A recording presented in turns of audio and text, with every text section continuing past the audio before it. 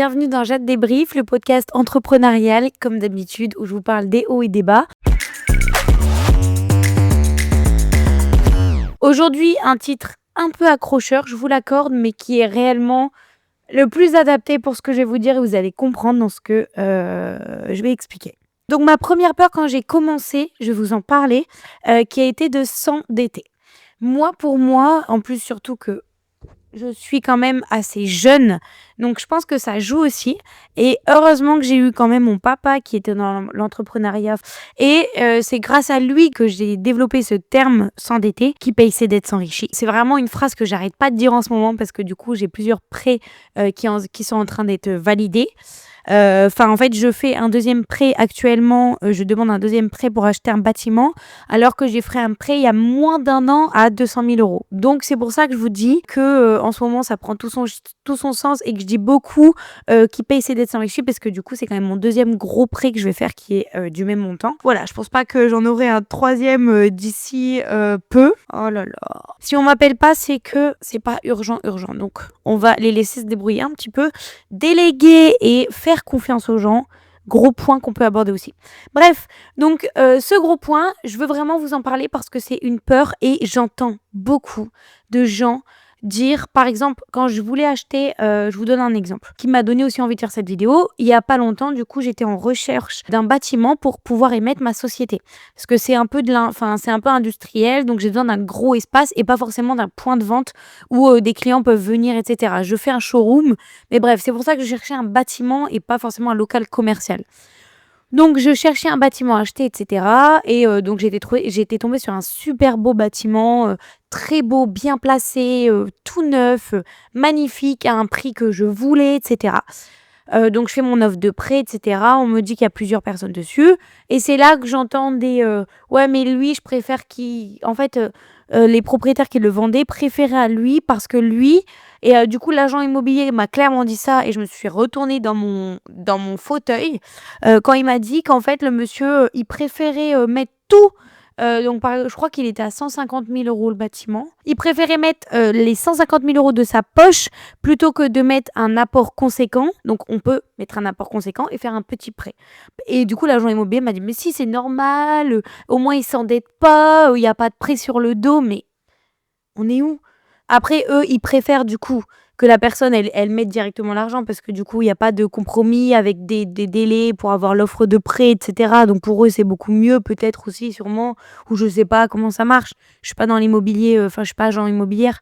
Mais ça n'a pas de logique parce que du coup, tu vas quand même si tu es exonéré d'impôts les premières années, tu vas quand même faire un bénéfice qui va être 10 fois trop, tu n'auras rien à rembourser et même genre l'argent que tu aurais pu garder, par exemple, tu fais 150 000 euros, donc tu fais un prêt avec, même si tu prends le notaire, etc., tu le comptes pas dedans, tu le comptes en apport. Imaginons le bâtiment il fait 150 000, tu fais un prêt de 150 000 pour un apport de 30%, ça te fait à peu près, allez, on va dire, tu fais un apport de 50%, ce qui est énorme, ok, dans un financement. Tu fais un apport de 50%, on part sur cette base-là. Donc, 50%, ça te fait 75 000 euros pour 150 000 euros. Ok? Donc, du coup, tu fais 150 moins 75. Enfin, on va dire qu'il y a les frais notaires qui sont à peu près à 8%, à peu près on va dire que les frais notaires, ils sont à 5 000, 160 000. 160... A lot of boring math later. 70...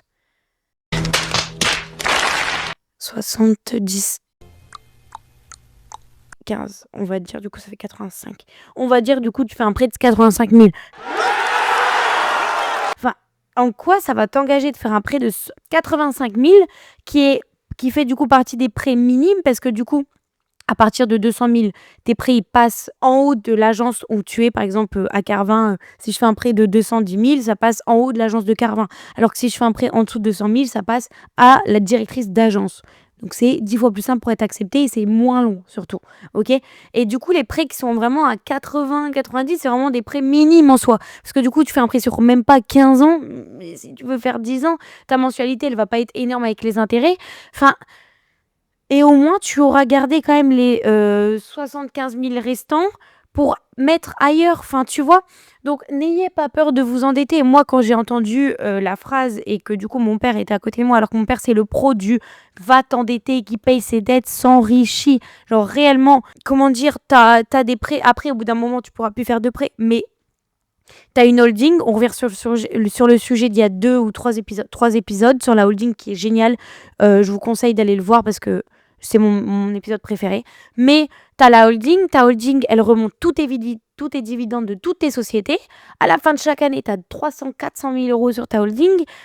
Au lieu, même si tu as les 400 000 euros, mets 75 000 ici et tu fais un prêt de 75 000. Mets 80 000 là et tu fais un prêt de 80 000. Et au moins, si tu fais un apport de 50%, tu es sûr que ton prêt, il va passer. Surtout si tes bilans sont bons de ta holding, tes bilans de tes sociétés sont bons. Ton prêt, finger is the noise, tu vois. Donc voilà. Mais... enfin, c'est beaucoup mieux, tu vois, de faire un prêt par-ci, un prêt par-là, avec l'apport de 75 000 là, l'apport de là, l'apport de 50% ici, l'apport de... Et au moins, tu as un bâtiment. Au lieu d'en avoir, tu as 3, 4, 10 bâtiments. Au lieu d'en avoir que 2, parce que tu as dû apporter les 2, tu as mis tout ton argent dedans. Mais putain, mais va acheter 10 bâtiments, fais 10 sociétés, tu mets un petit peu dans chaque société, tu fais des prêts à chaque fois. De toute façon, c'est ta société qui rembourse les prêts. Est-ce que tu vois ce que je veux dire? Donc... moi, quand j'ai entendu le mec, il préfère faire ça et puis c'est mieux de pas avoir de prêt sur le dos, mais avec les 150 000 que tu as apportés, tu aurais pu garder 75 000 pour acheter un autre bâtiment. Et c'est ce que moi, j'aurais fait. Et tu vois, bon, j'avais pas les 150 000, mais voilà, surtout que l'argent était un peu suspect. Parce que du coup, c'était un peu suspect.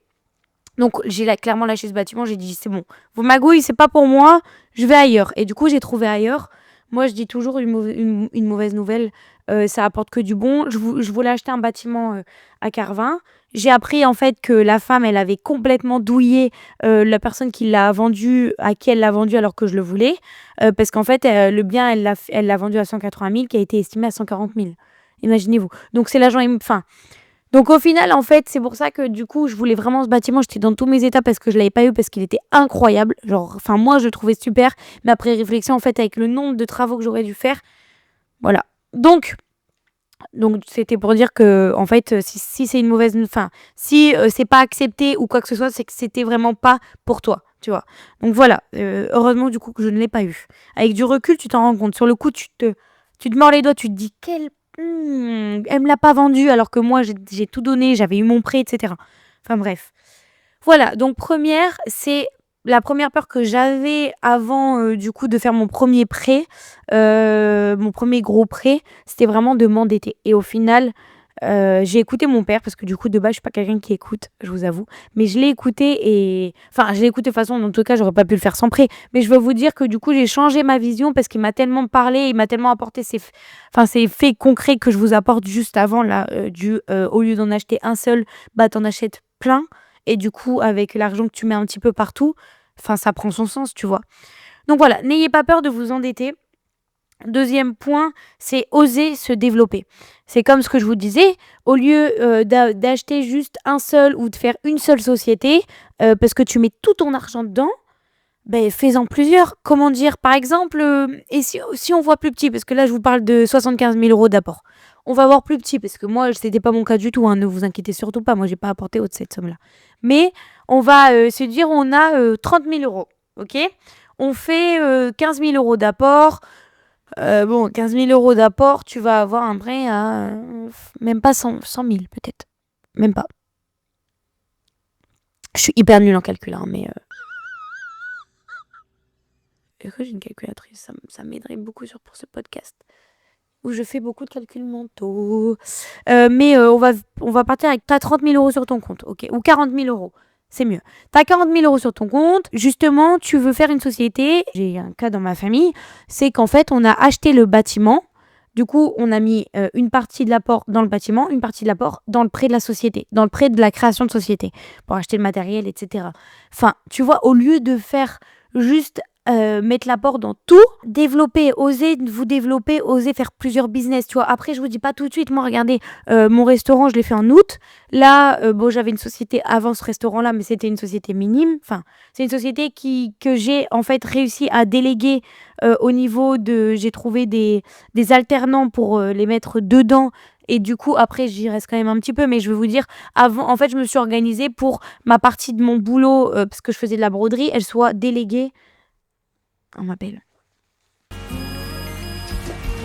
J'espère que j'ai été claire sur la partie du prêt bancaire et de l'endettement. De l'endettement. S'endetter, c'est le mot que je veux dire, hein, c'est pas un mot péjoratif. S'endetter, ça peut être un mot péjoratif, mais là, comment j'utilise, c'est vraiment majoratif. C'est bien, ok. C'est pas péjoratif. C'est majoratif. Ça me gratte le nez, à chaque fois j'ai envie de me gratter dessus. Oser se développer, du coup, je le classe avec le oser s'endetter. Pour ça que je vous parle du se développer, peut-être que vous vous dites, elle me parle de m'endetter, après elle me parle de me développer. Mais en fait, dans le point où je veux vous relier les deux, c'est que si tu t'endettes plus, du coup, tu vas plus développer de choses, ok? En fait, je rencontre beaucoup de cas, de collègues, de personnes que je connais qui sont entrepreneurs, qui ne se développent pas. Je sais pas comment vous expliquer ma vision, mais je suis d'accord où, par exemple, tu as un boulanger, sa passion, c'est la pâtisserie, ok? Eh bien, il va rester boulanger toute sa vie, mais parce que c'est sa passion ultime. Moi, ma passion, c'est l'entrepreneuriat. Ma passion, c'est le business. Ma passion, c'est l'argent. Money, money, I want more money. C'est pas l'argent, mais ma passion, c'est développer des projets. C'est en fait, là, j'ai développé mon restaurant. J'ai adoré la partie avant, la partie ouverture, tu vois. Créer tous les contrats, les documents, créer le marketing, recruter, les travaux, etc. Moi, j'ai adoré la partie développement d'un projet. Quand je suis dans le projet, j'adore aussi. Moi, j'adore faire ce que je fais dans mon restaurant. Je kiffe faire des services. Encore là, j'ai encaissé tous les soirs. J'ai fait des services tous les midis. J'ai fait des services. Je kiffe ça de plus en plus. Tu vois, plus le temps passe, plus je kiffe ça. Mais ma passion, c'est pas un métier, un cœur de métier. Ma passion, c'est me développer. Ma passion, c'est les projets.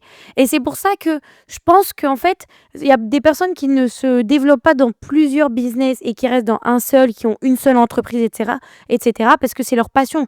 De base, tu commences un business parce que c'est ta passion. Moi, ma passion, c'est les projets. Ma passion, c'est le business. C'est... Tu vois, c'est négocier. Bon, je quitte pas trop négocier, mais c'est un petit peu le social. J'aime quand même bien le social, former une équipe dans n'importe quel type de domaine. Après, la restauration, c'est un peu mon dada depuis que j'ai 16 ans. Mais là, je fais très bien des distributeurs, par exemple, tu vois. Et ma passion, ça va être de développer ce e-commerce-là. Tu vois, de me dire que je l'ai commencé bas avec un chiffre d'affaires de 1 000 € par mois et que je vais le développer à 70 000 € de chiffre d'affaires. Ça, c'est... Je vous en parle, j'ai des étoiles dans les yeux, tu vois. Et du coup, je pense que ça part, une entreprise part d'une passion. C'est pour ça qu'il y en a qui restent dedans. Et quand je vous dis développez-vous, faites d'autres projets, trouve des revenus passifs, mettre des lockers, etc. Genre, vois plus loin, vois ailleurs, endette-toi, ose, développe des projets, tu vois. Et ne reste pas que dans un. Moi, tu vois, je pourrais très bien rester dans mon restaurant, faire que ça de mes journées, etc. Ça me plairait. Mais il y a un truc qui me manquerait, moi. Je peux pas faire juste une chose, tu vois, ça serait redondant pour moi et voilà. Là, mes journées, elles sont rythmées. Des fois, je fais des distributeurs, des fois, je fais des vidéos, des fois, je fais de la compta, des fois, je fais des services, de la restauration, des fois, je fais des vêtements, de la broderie, du flocage. Tu vois, je fais plein de choses. Je cours à droite, à gauche, je gère du social. Je fais plein de choses et c'est ça que j'aime, c'est toucher à tout dans l'entrepreneuriat. Donc vraiment, si toi aussi tu aimes ça, n'aie pas peur de développer. Si toi, tu veux vraiment rester dans ton domaine, t'adores les vêtements, t'adores la mode, t'adores la pâtisserie, la restauration, t'adores... voilà, fais-le, reste dans ça. Si vraiment ça te plaît, reste dedans. Je n'y vois aucun jugement. Et au contraire, tu peux rester dedans et développer ton truc à 3, 4 millions, 4 milliards. Tu vois, tu peux aller très loin, très très loin. Mais moi, c'est pas mon kiff. Ok, chacun son kiff. Et donc voilà, c'est pour ça que je veux vous faire le lien entre s'endetter et se développer, parce que du coup, plus tu as moins peur de t'endetter et de faire des prêts ou des contrats de prêts entre particuliers, etc. T'as pas que des prêts bancaires, ok? T'as d'autres choses. Mais si tu n'as pas peur de ça, ça va te permettre de te développer et d'aller plus loin. Ok, là, si je prends mon exemple, j'essaye d'acheter un bâtiment, après j'essaye d'acheter un appartement, j'essaye encore de développer JF Distrib, donc j'investis beaucoup, je fais des prêts. Des fois, ça me fait peur, je vous dis pas, ça me fait pas peur, mais je me dis, putain, t'as qu'une vie, fais-le. Putain, tu vas acheter un appart dans un autre pays, fais-le, tu vois. Et là, ça, c'est mon but en ce moment. Dès que je l'aurai fait, je sais que j'ai soif d'autres business et je sais que j'en aurai pas assez, j'ai l'impression que j'en aurai jamais assez. Mais si ça se fait, c'est un objectif que je me dirais, waouh, t'as réussi, t'imagines?